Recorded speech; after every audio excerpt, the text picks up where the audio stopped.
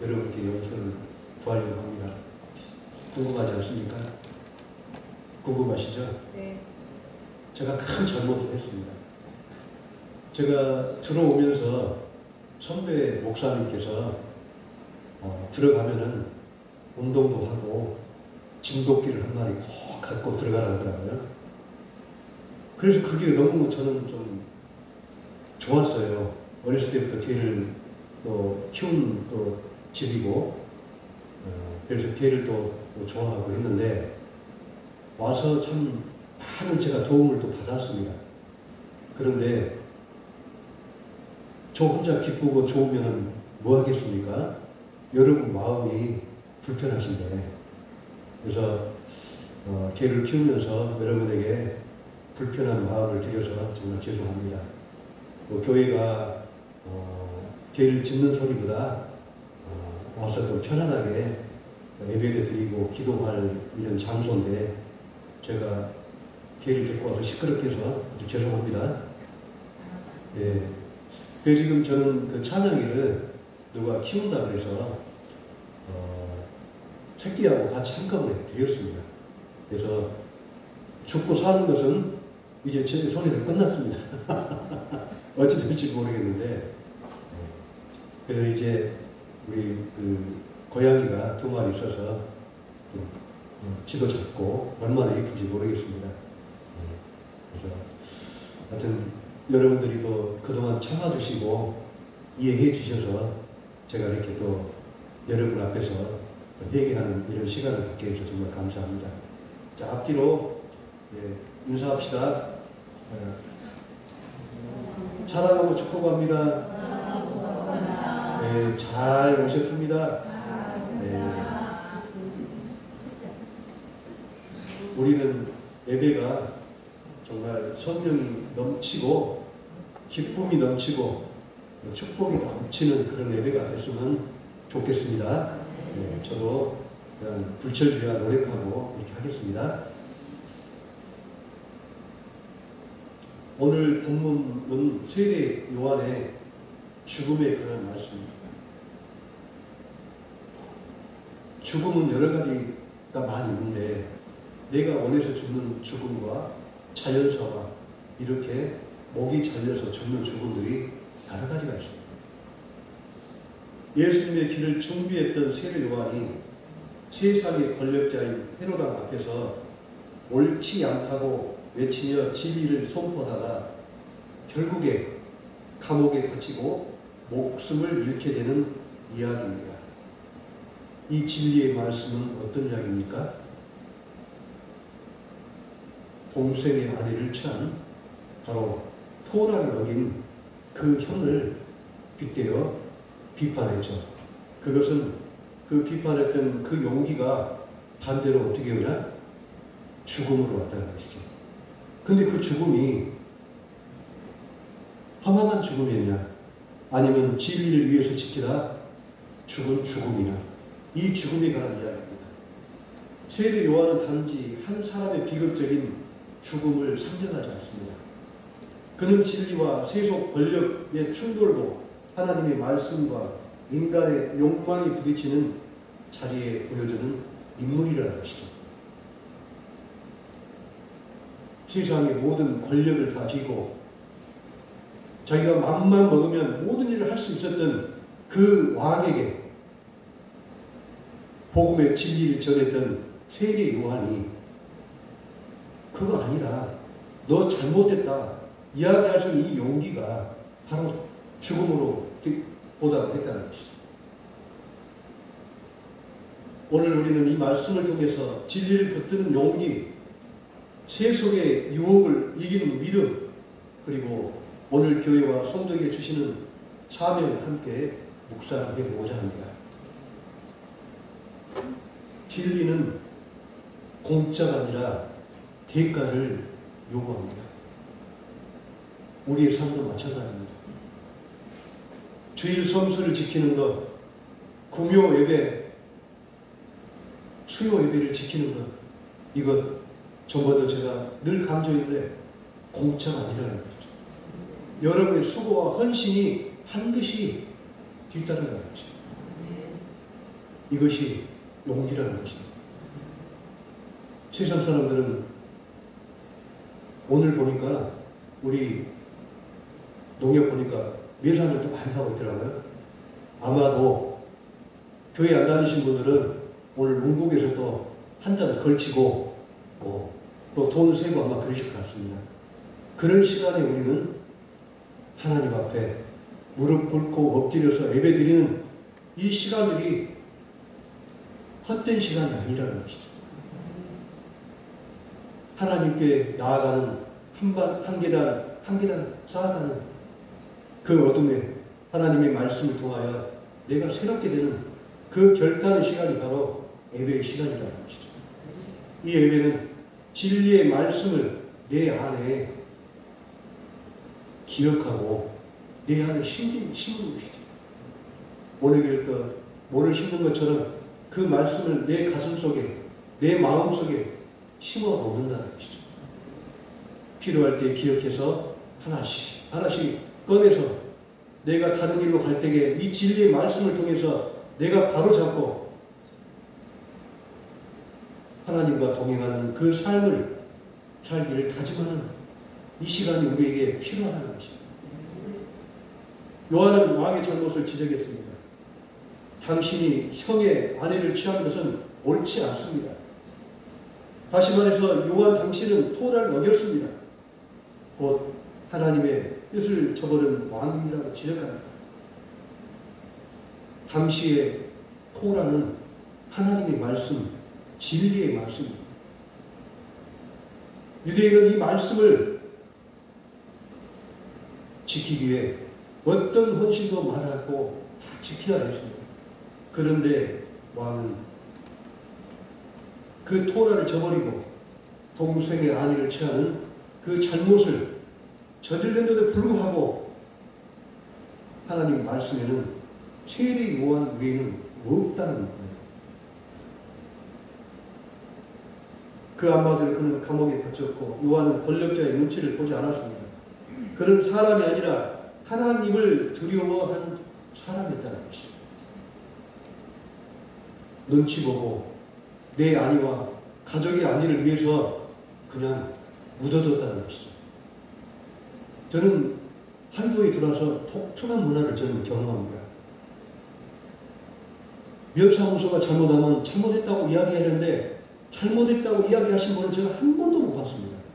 왜 그럴까요? 눈치 문화가 그렇게 발달되어 있다는 것이죠. 왜? 내가 그 이야기를 했을 때 내한테 돌아오는 불이익이 크다는 거예요. 그러나 우리는 잘못된 것은 잘못됐다고 이야기를 해야 저 면사무소가 발전합니다. 여러분, 잘못된 것은 지적을 해야 됩니다. 내가 불이익을 받더라도 이야기를 해야 됩니다. 히브리어로 두려워하다는 말은 단순히 무서워한다는 뜻이 아니라 두려워한다는 것은 존경과 경외와 함께 거룩한 그 마음을 통해서 내가 두려워한다는 것이죠. 세례 요한은 왕을 두려워했으니까 하나님 말씀을 두려워했습니다. 하나님의 말씀을 두려워했다는 것이죠. 우리도 말씀을 공독할 때 하나님의 말씀을 경외하고 존경하고 두려워해야 된다는 것이죠. 우리 옛날 신학의 선배들은 더워서 베개가 없을 때 성경책을 배우면 어떻게 하세요? 혼났죠. 하나님 말씀을 배우고 된다고. 우리는 그런 선배들의 신앙을 우리는 본받아야 됩니다. 사랑하는 여러분, 우리의 어려움은 어디를 향하고 있습니까? 우리의 두려움은 어디에 있습니까? 사람에게 있습니까? 세상에 시선이 있습니까? 아니면 하나님께 있습니까? 저는 감히 하나님께 그 두려움이 우리 안에 있어야 된다. 우리는 진리를 붙들 때 때로는 손해를 볼 수 있습니다. 또한 인간관계가 멀어질 수 있습니다. 세상에서 곧바로 불이익이 당할 수 있습니다. 그러나 진리의 대가는 언제나 하나님의 영광이 뒤따른다는 것입니다. 하나님은 진리를 붙드는 자를 기억하시고 그 삶을 통해 영광을 드러내십니다. 사람보다 하나님께 순종하는 것이 마땅하니라고 사도행전 5장 29절에 말씀하셨습니다. 사람보다 하나님께 순종하는 것이 마땅하다.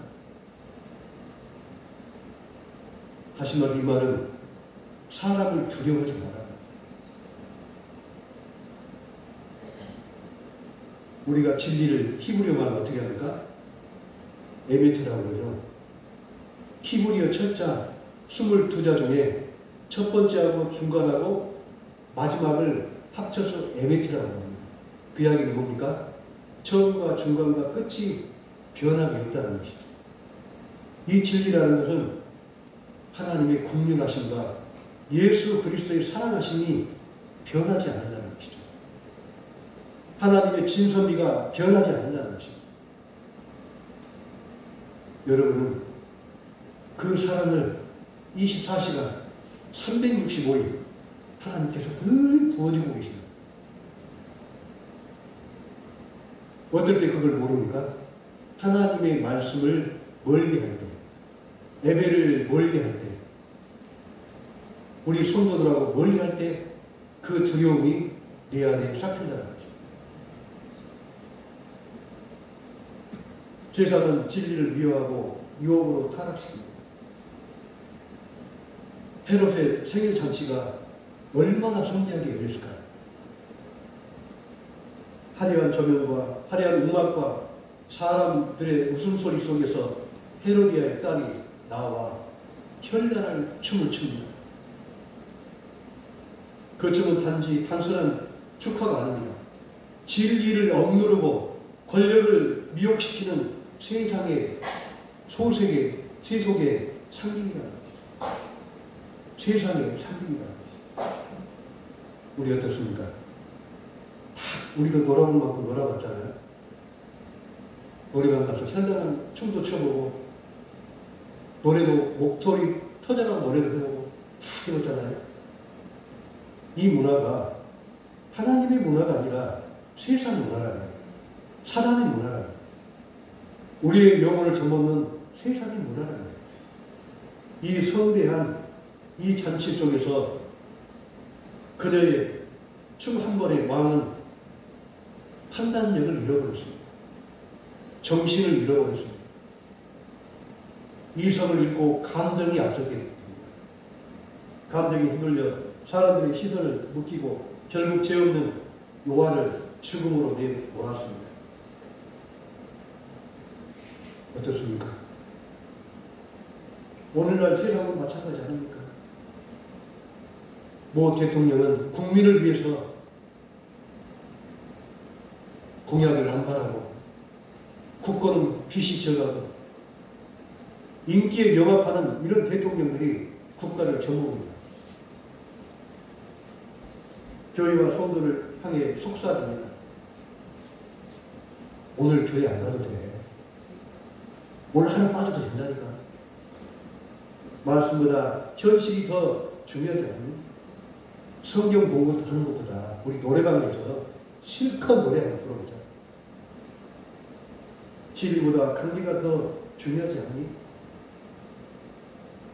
내가 그 사람하고 관계를 잘 맺어야 그 사람한테 오다를 따고 일을 따서 회사가 돌아가고 직원들 월급을 주고 가정을 지키는 이 관계가 중요하기 때문에 오늘 한번 예배 빠져도 돼.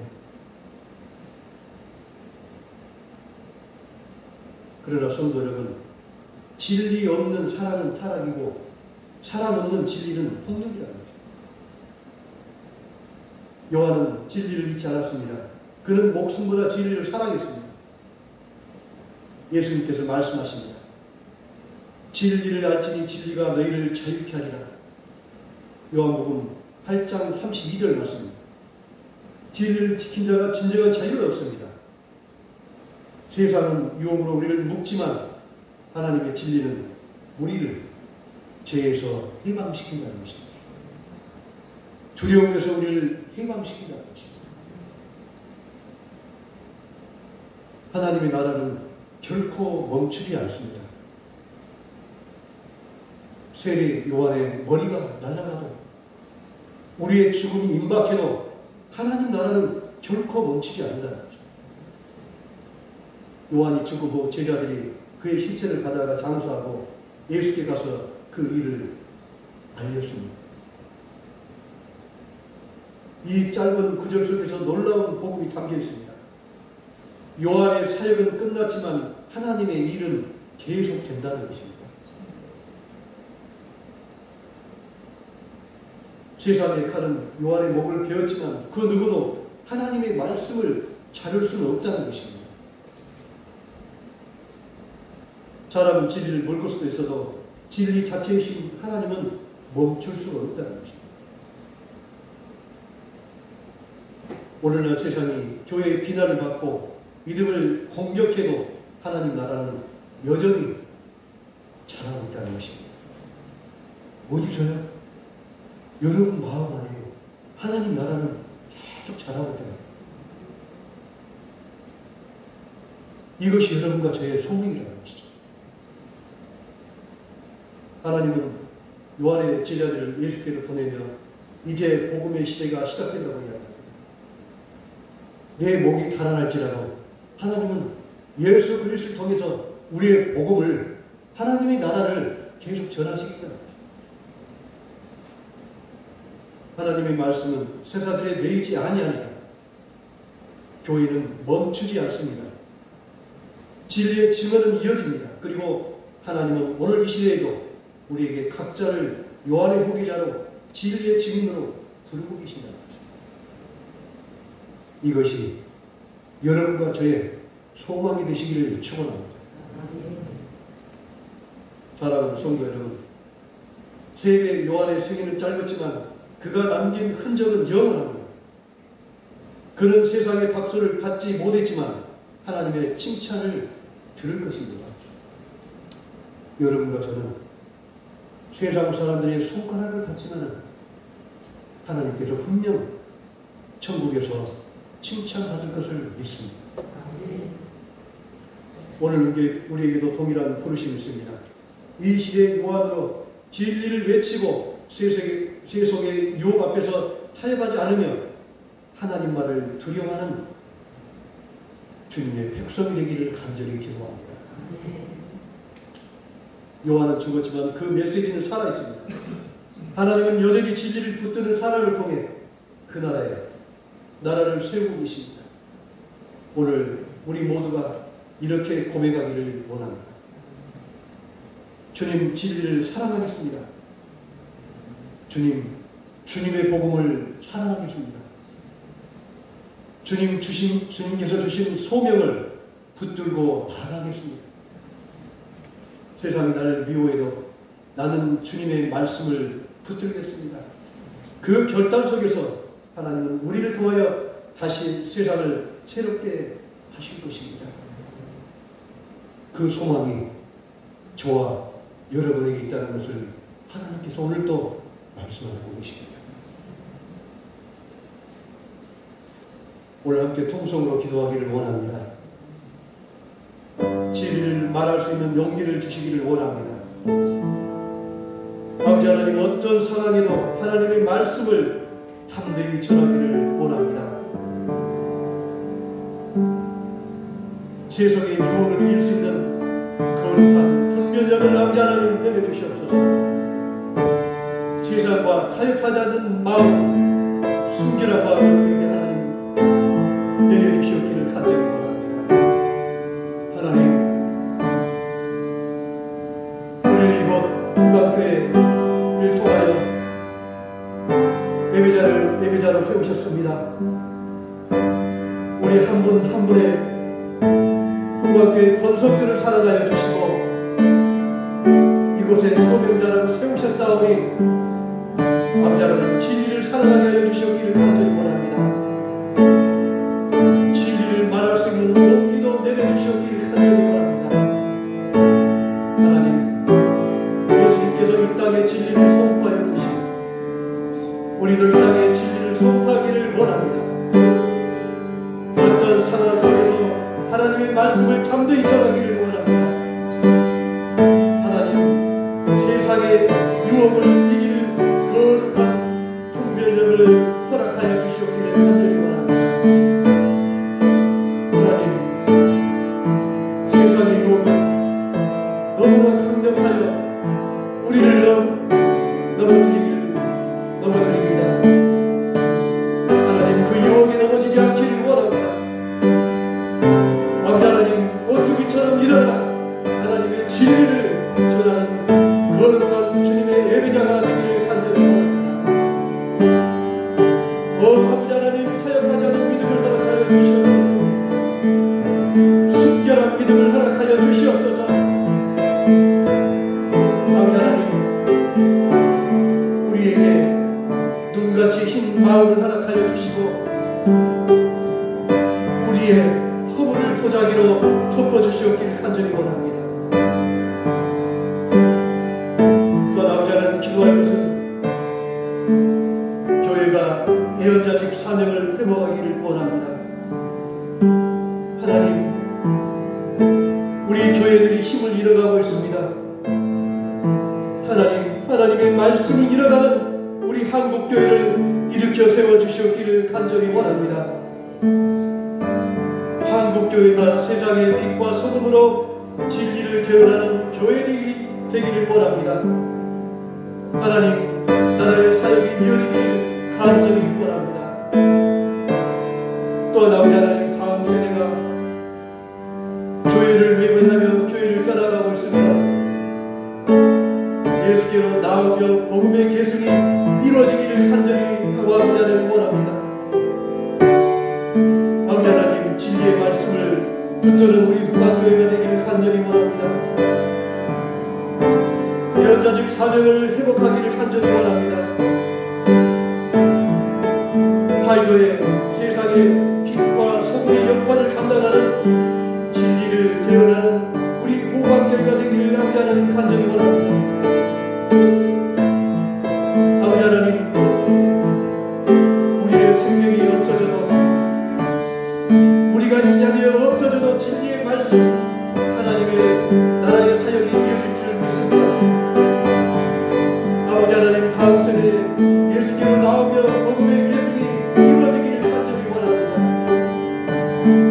아버지 하나님, 우리 후반교의 젊은이들을 보내주시옵소서.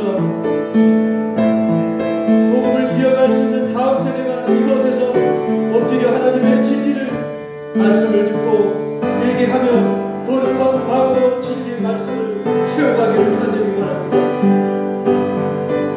아버지 하나님, 다음 세대를 이곳에 보내주시옵기를 간절히 원합니다. 아이들을 사랑하는 아버지 하나님, 진리의 말씀을 붙들고 살아가는 우리의 다음 세대가 이 땅을 지켜나가기를 원합니다. 예수께서 십자가의 보혈로 이 땅을 지켰던 그 복음을 계승하는 주님의 자녀들을 이곳에 보내주시옵기를 간절히 원합니다. 하나님, 우리 구강교회가 예언자직 사명을 붙들고 회복하기를 간절히 원합니다.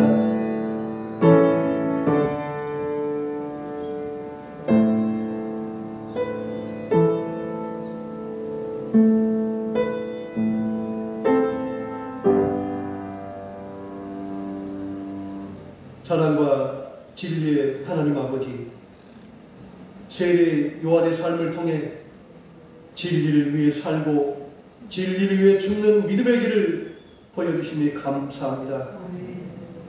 오늘도 세상의 유혹과 권력 앞에서 타협하지 않게 하시고 진리의 말씀을 담대히 선포하는 믿음의 사람이 되게 하옵소서. 사람이 아닌 하나님을 두려워하며 하나님 한 분만을 경외하는 삶으로 서게 하옵소서. 우리의 교회가 세대 시대의 요한이 되어 세상 속에 하나님의 진리와 사랑을 선포하게 하옵소서. 죽음을 넘어서 복음의 생명을 증거하게 하옵소서. 말씀이 육신이 되어 우리를 구원하신 예수님 이름으로 기도합니다. 아멘. 찬송 216장 함께 부르시고 주일로 예배를 마치겠습니다.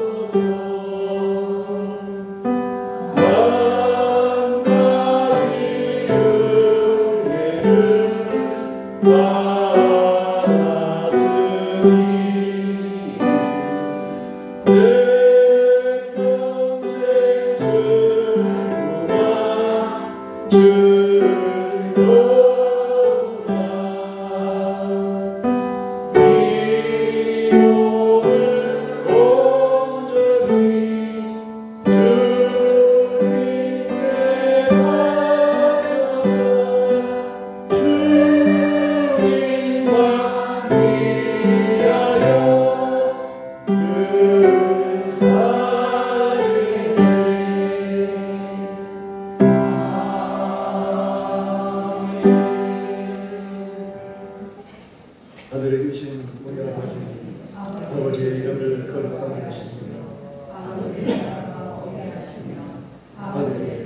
하늘에서와 같이 땅에서도 이루어져 주시옵소서. 오늘날 우리에게 인정하여 주시옵소서. 우리가 우리의 잘못을 용서해 주시옵소서. 우리의 죄를 용서해 주시고 우리를 시험에 빠지지 않게 하시고 악에서